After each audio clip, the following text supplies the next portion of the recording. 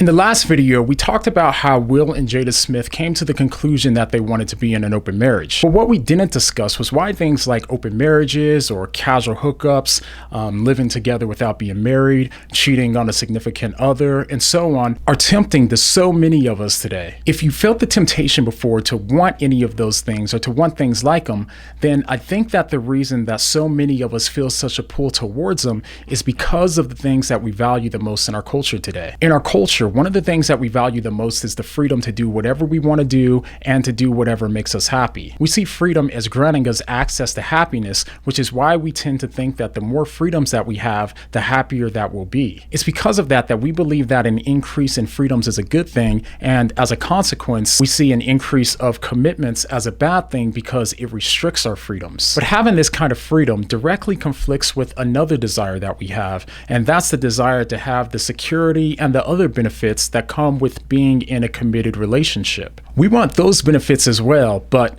in order to have them, we know that we would have to give up some of our cherished freedoms, and that creates a tension inside of us that's pulling us in two different directions. Most of us have wrestled with this tension at some point, and this is played out in the drama and how we approach dating and relationships today. Some of us choose to resolve that tension by living with someone that we're not married to, so that way we can maintain a sense of having freedom, since we could leave the relationship at any time, while also trying to reap the benefits that commitment brings, like a sense of stability or knowing that we're more to someone than just a casual hookup. Another way that some of us try to resolve this tension is by being in a committed relationship, but also not leaving our freedoms behind and secretly hooking up with other people on the side. The point is, there's a lot of different ways that this plays out, and having an open marriage is just another one of those attempts at resolving that tension.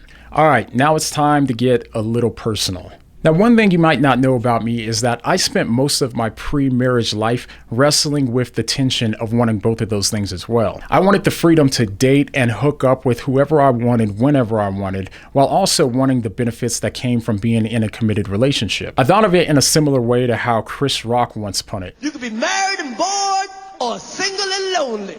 And to that, my answer was always neither. And because at that time I believed he was right, I tried for what I thought was the third option. The third option was always in some way having the ability to have as much freedom as possible while also having as little commitment as possible. But there came a certain point when I realized that freedom is kind of like money. You're free to spend your money on whatever you want, but by choosing to spend your money on something, you're choosing not to spend your money on something else. For example, if you spend all of your rent money on What Do You Mean merch, you won't have any money to spend on your rent. I'm not saying that that's necessarily a bad choice or anything. I'm just saying. The point is, by making a choice for one option, you're always making a choice against other options. So now when it came to my dating life, I eventually came to realize that I can live my life by choosing to juggle that third option if I really wanted to.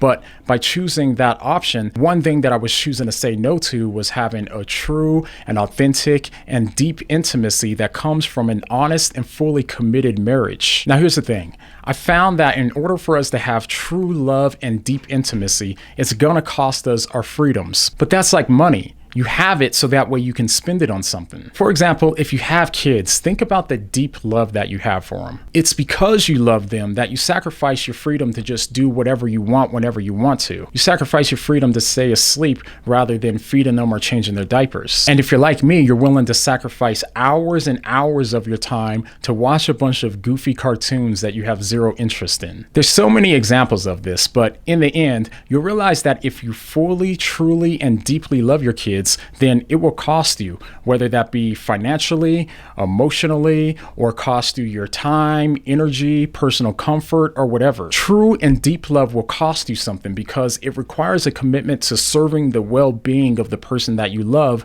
at your own expense. And it was once I realized this that I realized something incredibly profound. When it comes to all of the different views that people have of God today, if your idea of your God is loving, then the question that follows is, what did it cost your God in order to love you? When the Bible says that God loved the world, it doesn't say that God expressed this by having fuzzy feelings of love towards us that didn't cost him anything. Instead, it tells us that he loved us so much that he gave us his only begotten son. He loved us so much and was so committed to our well-being that he made himself weak and vulnerable by putting on human flesh, coming into our dark world, lived a perfect life, and died at the hands of the people who he wanted to save, and then he offered that life to us as a sacrifice so that way when we stand before God, we'll be judged by the life that he lived rather than the life that we lived. Jesus said that there's no greater love than laying down your life for your friends. And that's exactly what he did for us. So when it comes to Christianity, it costs God something to love us, and that's because he really loves us truly, and he also loves us deeply. But if you want to know more about what love is from a biblical perspective and how that radically differs from the way that we understand love today, then go ahead and check out this video I did with a clinically diagnosed psychopath. Yeah, the perfect person to discuss love with.